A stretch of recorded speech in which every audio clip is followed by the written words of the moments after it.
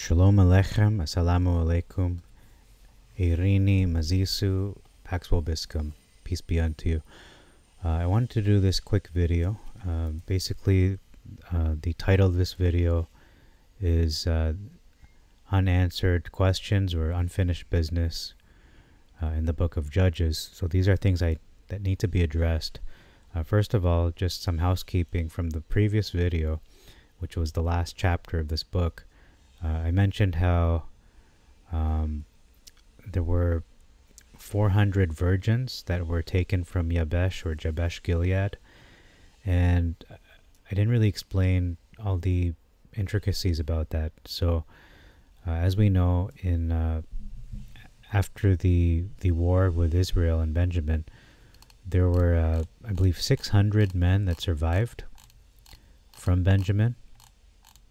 So there were 600 survivors from Benjamin. So they needed to provide wives for them so that they would not go extinct. There would still be a tribe of Benjamin to continue to propagate. I'm just looking for the number of the 600. So as I covered in the previous video, they did have 400 virgins that were found from Yabesh Gilead, and so that covers 400 of the 600, which means there were 200 remaining that did not have wives. So they were not spoken for. They were not provided for. So that's why they had to go to Shelah and wait for the dancing virgin women. I suppose I'm going to speculate as most likely virgins once again, and that's how they provided for them. I'm not sure what tribe Shelah is of. Maybe they were Gentile women, I'm not sure. But the other item I wanted to address is a more important question, and that is this question: why did Hashem allow Israel to lose against Benjamin the first two times that they fought? And this is my attempt to answer that question. This is my opinion, speculation. It's not. I'm not saying this is dogmatically correct, that this is 100% the truth, but this is a possibility of why that happened. So in the first instance, they said here in verse 18, they inquired of Elohim. And this is their statement as a collective: who shall go up for us first? Okay, was there a previous inquiry? Doesn't look like it. Who shall go up first was the question. And the answer from Adonai was Judah. Yehuda shall go up first as leader. So they just went ahead. Didn't think they had to do anything else. And they fought, and they were dealt a heavy blow. They lost 22,000 men on that day. However, on the second day, they once again inquired of Adonai, but this time they were weeping. Notice how there's a progression of being humbled. So before they were not weeping, this time they are. And they asked the same question: shall we again, just with a little modification, shall we again draw near to battle with our brethren, the children of Benjamin? And the answer was go up against them. It's interesting that nothing else is added to this answer as to, is there more that they must do? But notice in the third time, they not only wept, but they sat there. What are they doing sitting? Perhaps they were praying? Possibly. and they fasted on that day. So they afflicted their souls. They humbled themselves in refraining from food and drink until evening. So they fasted, it seems, for one day. And not only that, on top of that, they offered whole burnt offerings and perfect sacrifices before Yah. Okay, how did they do this? How does this qualify as being before Adonai? How is this possible? Because, verse 27, this is the key. I believe this is the answer for why Israel was handed defeat and Benjamin was given victory those first 2 days. And I might be wrong, but this is my speculation. There could be many other reasons. I'm going to go into one reason before I get into what I believe is the answer. Perhaps it was simply just a plan of Elohim, and that was just the way it was supposed to work out. That Benjamin, the tribe of Benjamin, would develop a bit of overconfidence and pride that they were handing Israel defeat, so they could just continue going on. Kind of, they were being lulled into a false sense of victory, like they were winning. Whereas Israel, yeah, they lost the first 2 battles, but they did not lose the war. 2 battles does not equal a war. But that third day was the turning point of the war itself. It wasn't the first 2 days that mattered, it was the third one, which in a combat sports analogy, it's a 3-round fight. They lost the first 2 rounds, but they still had to buckle up and dig deep for that third round, the final one.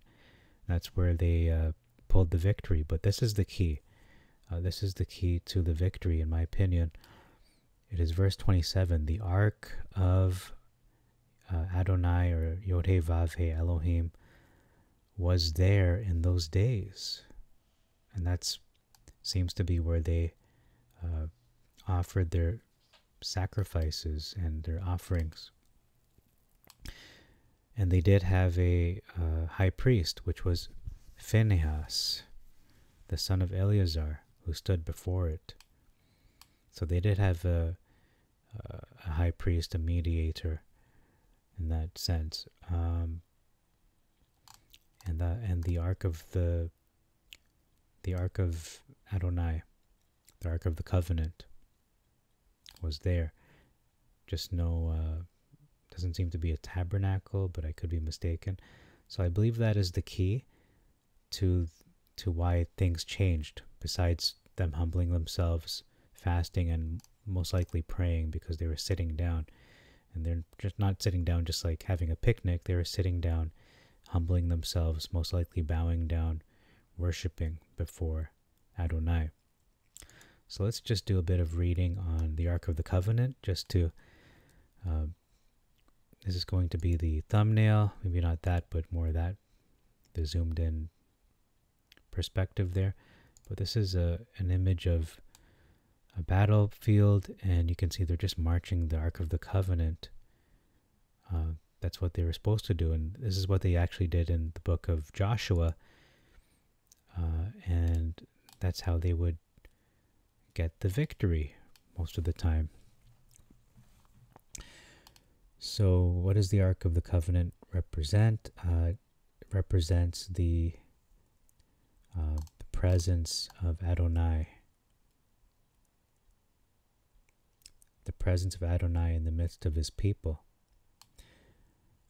It is also the mercy seat, where we know on the Day of Atonement, Yom Kippur, that's where the high priest can enter the Holy of Holies only once a year, and sprinkle the blood on the mercy seat, the lid. And I also want to mention that the items that are part of the Ark of the Covenant, the 2 tablets of the 10 Commandments, which are a physical symbol of the spiritual Torah, and we know the living Torah is Yeshua, Mashiach. as well, there's a pot of manna. And who is the real manna? Who is the true bread coming from heaven? That's Yeshua as well. And the last item in the ark itself is the rod of Aaron, which budded.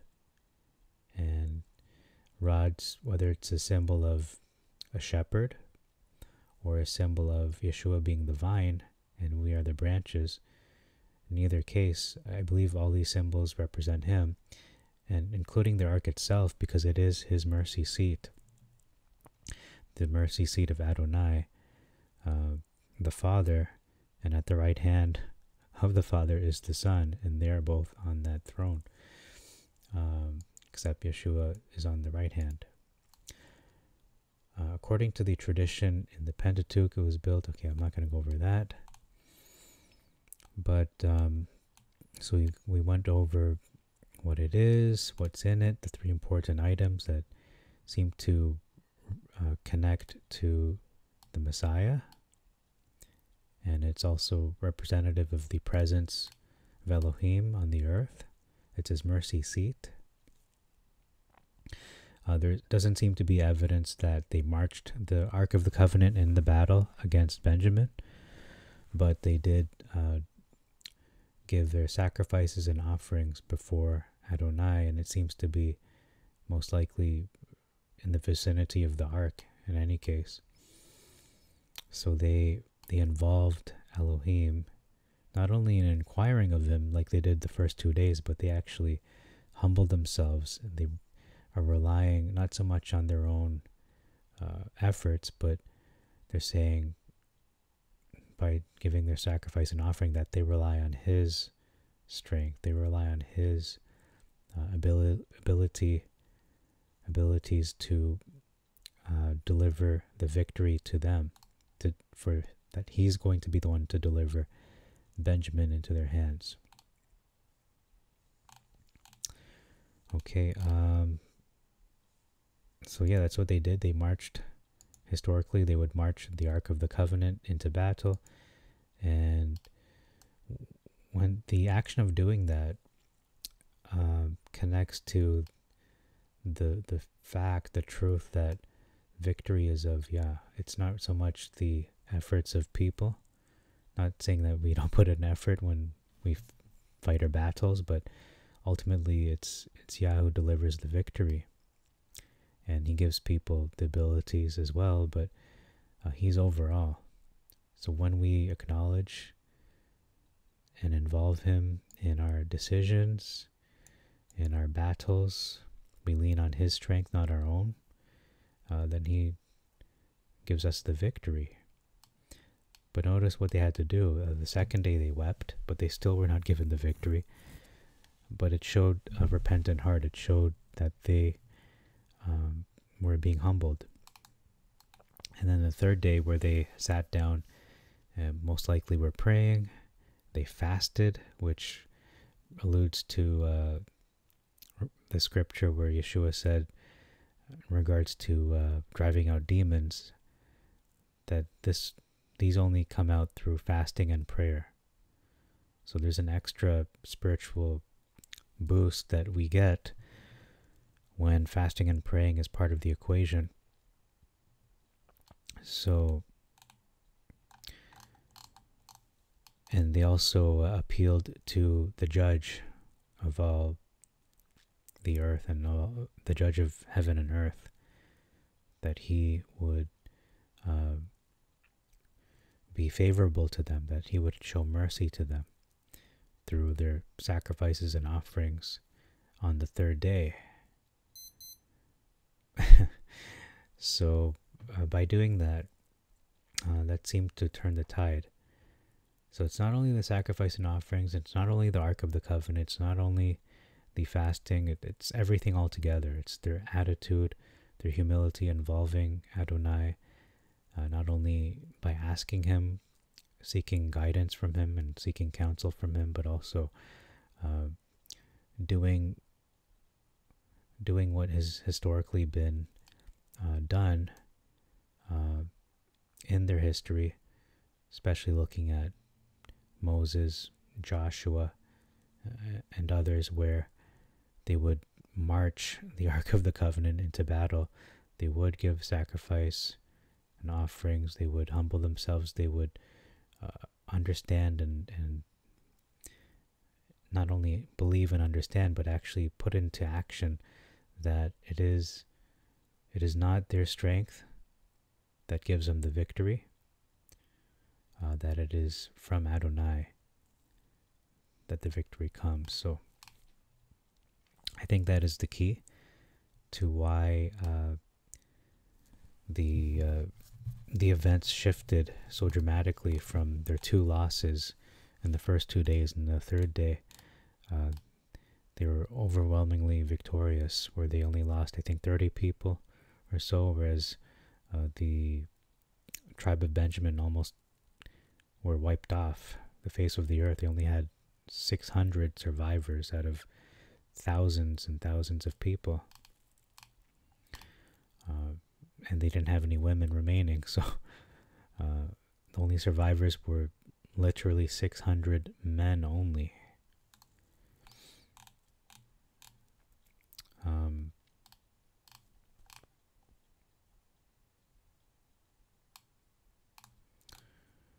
Okay, and it is his, although it's not his actual throne, because his actual throne's in heaven, but it is a symbol. It is sort of a, like the ambassador version, if we could say it's like an ambassador of the actual heavenly throne. So there's a lot of significance and importance that Adonai himself places on the ark. So when they, not saying again, they didn't march it into battle, but they had to humble themselves, and they offered their sacrifices and offerings, and I believe that is before the ark,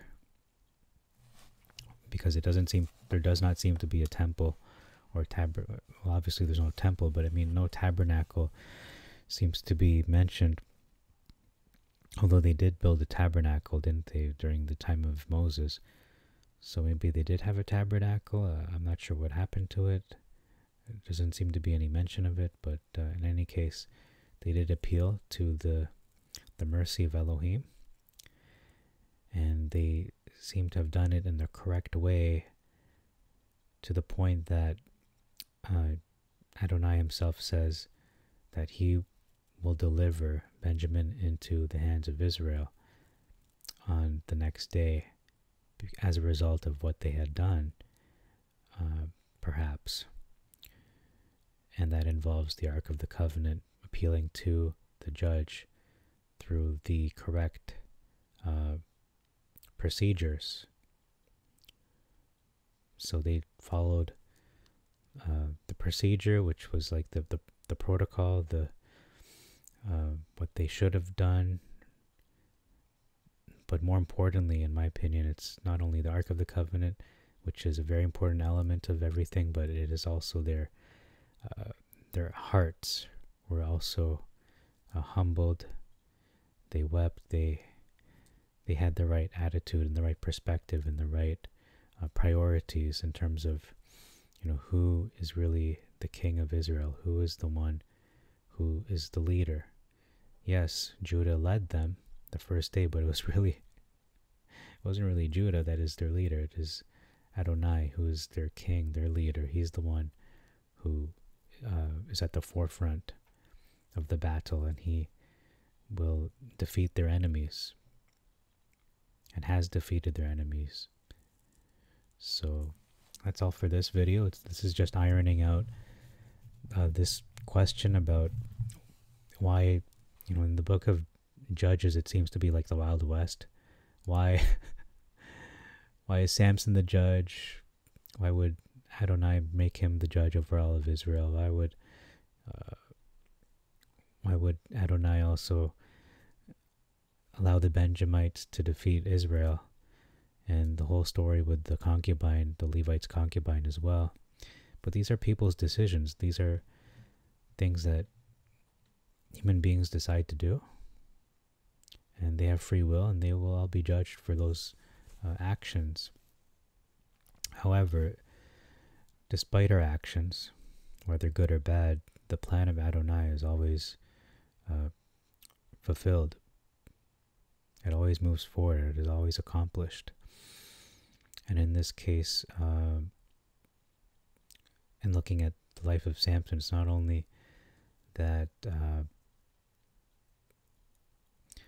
that Adonai's plan was being fulfilled with Samson. And this is kind of off topic to a degree, but it is still on topic because it is somewhat of an unanswered question.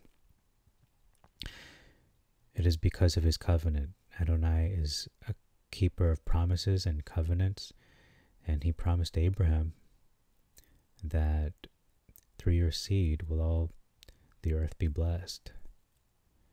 And who is that seed ultimately? It wasn't Isaac. He wasn't the ultimate seed. He was part of that lineage, but it was ultimately the Messiah. And that couldn't happen if all these events did not occur. And we look at the next part of that piece, a puzzle piece, in the next book of Ruth, who Yeshua had descended from. Spoiler alert. So that's all for this video. I hope that brings some clarity to a lot of people's maybe mocking criticisms of the Bible, because I've read some scathing criticisms about the book of Judges, and that Adonai doesn't have, that he's not a good Elohim, and he just allows sin, things like that. But if we don't do our part, we have our part to fulfill. So he will only, when you put in a half measure, or if you do something half-heartedly, you're going to get what you put into it. But if you seek him with your whole heart, you will find him. If you do the things that we should be doing, such as what Israel did on the third day, not only doing the right actions, but having the right heart, because it's not good enough to bring the sacrifice. You have to be right in your heart first before you even try to obey the Torah. Because even if you keep the holy days, the Sabbath, the kosher, kashrut, everything, it's not pleasing to Adonai if you, in your heart, have hate and a spirit of murder, and have unresolved issues between you and your brothers and sisters in the faith, and even those outside of the faith. There's some things that need to be dealt with before you bring your gift to the altar. If you have something against your brother, go speak to him, you and him alone, and be reconciled to him. That's very important. So that's all for this video. Unresolved issues, the